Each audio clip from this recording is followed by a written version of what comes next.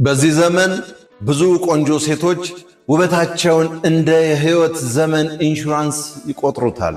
ወንድ ልጅ ገና ኑሮን እየጀመረ ራሱን እያሳደገ ሲሄድ አትመጥነኝም፣ ኪስህ ባዶ ነው ብለው ይገፉታል። የሚፈልጉት የተሰራ ቤት እንጂ አብረው ጡብ የሚሸከሙበትን ባዶ ቦታ አይደለም። ግን አንድ የረሱት እውነት አለ። ውበት ይረግፋል፣ የወንድ ልጅ ጥረት ግን ያፈራል። እውነታው ይሄ ነው ወዳጄ፣ ወንድሜ። አብዛኛው የሴት ልጅ ውበት በተለይ በሜካፕና በፋሽን የተደገፈው ጊዜያዊ ነው። በሃያዎቹ ዕድሜዋ ስልኳ አይጠፋም፣ መኪና በየመንገዱ ይቆምላታል፣ ሁሉም ነይ ነይ ይላታል።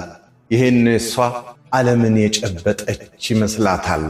ባጃጅ የሚነዳን ወንድ አታውቀውም፣ ግን 35 40 ሲሞላትስ ያኔ ያ ቪኤት ያቆምላት የነበረው ሀብታም ሌላ የ20 ዓመት ልጅ ይፈልጋል።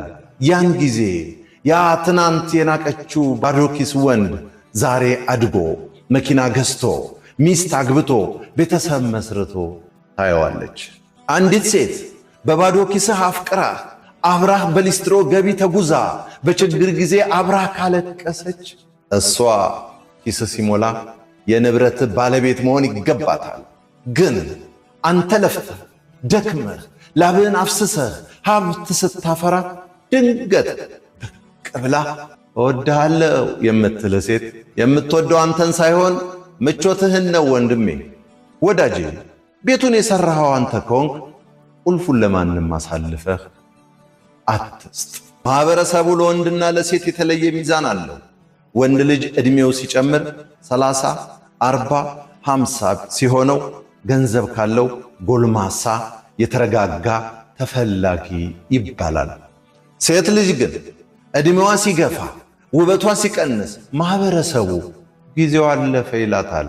ስለዚህ እህቴ፣ ዛሬ በውበትሽ ተማምነሽ የወንድን ጥረት የምትንቂ እህት፣ ጊዜ ሚዛኑን ሲያዞረው ያንቺ ውበት ሲያልቅ የእሱ ኪስ መሙላቱ አይቀርም።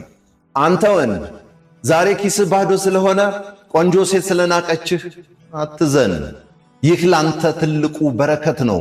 ምክንያቱም በማንነትህ ሳይሆን በኪስ ልትለካህ የነበረችውን ነጋዴ አስቀረልህ ማለት ነው።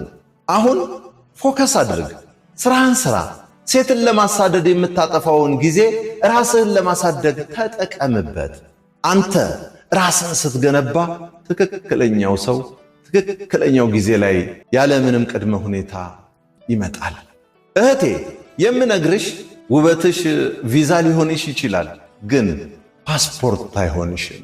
መግቢያ በር ይከፈትልሻል እንጂ ዘላቂ መኖሪያ አይሰጥሽም።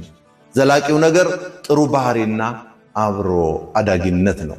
አንተ ወንድሜ፣ ዛሬ ባዶ ኪስህን ያየች ሴት ነገ ሙሉ ኪስህን ማየት የለባትም።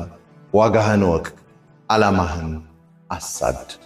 ጦማሪው ፈላስፋው ጭሰኛ እንዳዘጋጀው በለጠ ሸቴ ዘሀገረ ኢትዮጵያ እንዳቀረበው